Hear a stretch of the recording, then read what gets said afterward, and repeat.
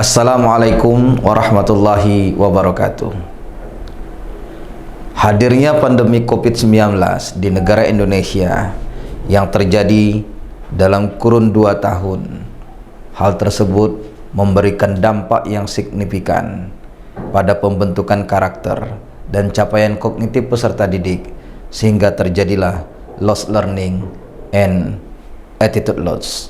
Oleh karena itu, saya Zakyuddin SPDI selaku Kepala SDT Al-Furqon Palembang dalam mengantisipasi permasalahan-permasalahan pendidikan dengan cara menerapkan strategi kepemimpinan 5M dalam mengatasi learning loss and attitude loss melalui penerapan pembelajaran diferensiasi menuju Indonesia Emas tahun 2045. Adapun langkah-langkah yang dilakukan dalam penerapan strategi kepemimpinan 5M melalui penerapan pembelajaran diferensiasi. Yang pertama adalah mengasesmen diagnostik masalah. Kepala sekolah melakukan asesmen diagnostik terhadap kebutuhan dan permasalahan yang dihadapi oleh peserta didik maupun oleh pendidik dalam pendampingan pembelajaran. Wah, lagi ngapain ini? Belajar. Waalaikumsalam. Dari mana kalian? Oh, dari masjid. Oh iya, Ustadz mau ngobrol nih. Boleh? Silakan duduk dulu. Kita ngobrol-ngobrol dulu ya. Gimana sih yang ingin kalian terima tuh, yang kira-kira belajar tuh yang asik tuh seperti apa sih? Oh, ketemu dengan teman. Ketemu dengan guru di depan. Nah, kalau gurunya pengennya guru yang mana? Apa guru yang ceramah aja atau guru yang asik? Oh, guru yang asik. Belajarnya yang seru. Oh, bisa diajak bercanda.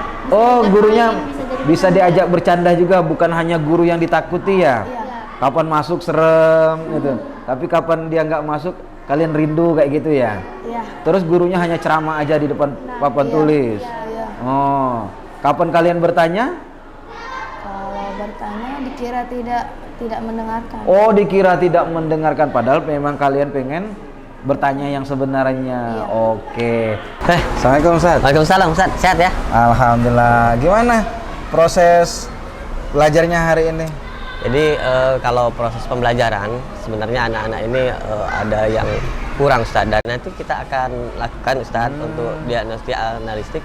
Apakah Ananda nanti bisa mengikuti perkembangan, dan juga kita harus menyiapkan media Ustaz. Oh, media. Jadi untuk sementara ini Ustadz Edi sudah mengetahui ya batas-batas kemampuan atau pemetaan dari Ananda siswa. di siswanya sendiri. Ya. Terus untuk menjawab learning tadi dibutuhkan media-media. Jadi anak-anak juga biar tidak terlalu terkejut Ustaz, dan juga tidak terlalu bosan. Jadi mereka memiliki kemampuan yang berbeda, dan ketika menggunakan media, anak-anak akan lebih aktif lagi dalam belajar dan bisa mengikuti, sehingga apa yang kita sampaikan bisa diterima oleh anak-anak. Oke, siap. Terima kasih Ustaz Edi atas informasinya. Ya, sama-sama Ustaz, sehat selalu Ustaz. Mari ya. Ya, mari. Assalamualaikum Bun. Waalaikumsalam. Sehat Bunda? Alhamdulillah. Gimana Bun proses pembelajaran yang Bunda hadapi selama 3 bulan belakangan ini Bun? Alhamdulillah Ustadz berjalan dengan lancar. Anak-anak juga bisa mengikutinya dengan baik. Kira-kira ada perubahan yang signifikan nggak yang terjadi di anak-anak diakibatkan gara-gara pembelajaran selama daring kemarin Bun? Iya Ustadz. Kalau awal-awal mereka setelah daring, konsentrasi belajarnya Ustadz. Oh, konsentrasinya. Ya, konsentrasi belajarnya menjadi pendek. Oh, karena mungkin kemarin lebih senang di layar. Iya, kemudian melalui gadget kan kemarin belajar. Jadi ketika pertemuan tatap muka langsung itu butuh penyesuaian lagi. Oh, butuh penyesuaian lagi. Selain itu apa Bun? Kalau dari tingkah laku Ananda sendiri gimana?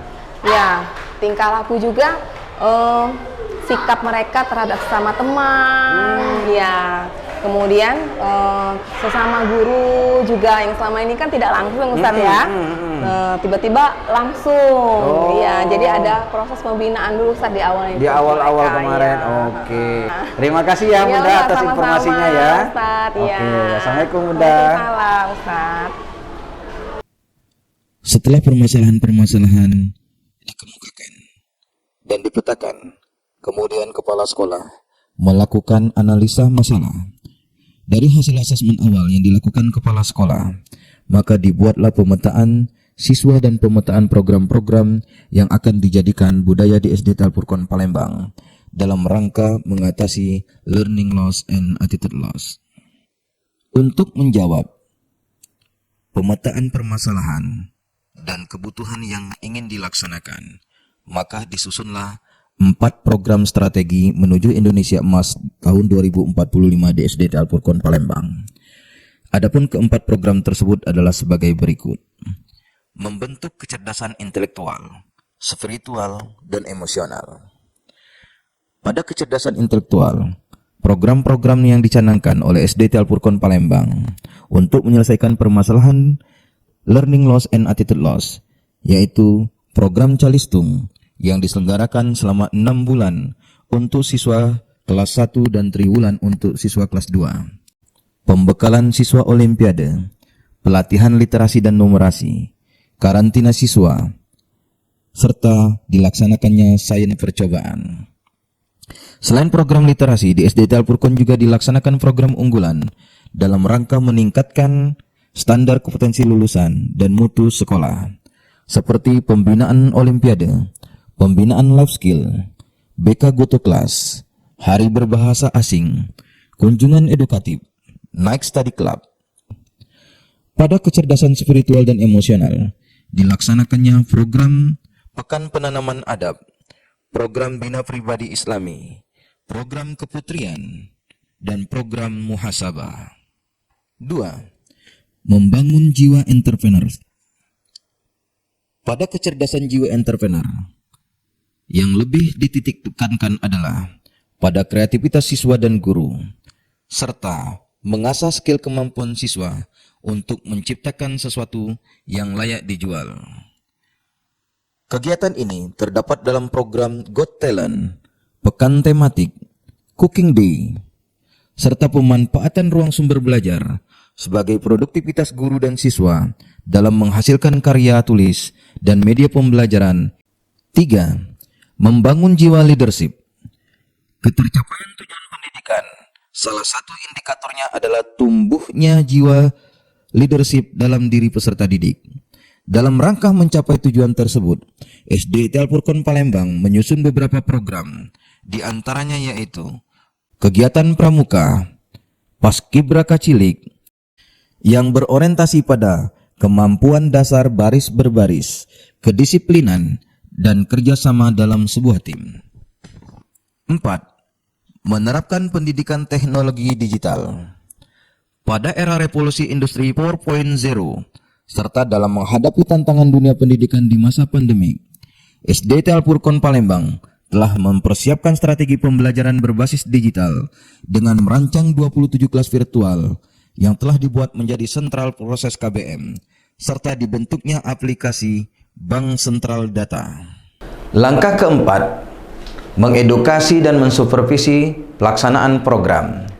Sebagai bentuk optimalisasi, SD Al-Furqan dalam mempersiapkan peserta didiknya menuju Indonesia Emas tahun 2045, maka dibentuklah ruang sumber belajar dan ruang studio mini untuk memfasilitasi pengembangan dan pelatihan guru berupa lesson KKG, pembuatan media pembelajaran, serta kontrol penerapan pembelajaran diferensiasi melalui aplikasi Bank Sentral Data. Langkah yang terakhir yaitu mengevaluasi ketercapaiannya perjalanan program yang telah dicanangkan oleh SD Al-Furqan melalui strategi kepemimpinan 5M yang diterapkan di SD Al-Furqan Palembang dapat mengatasi permasalahan-permasalahan di dalam learning loss maupun attitude loss.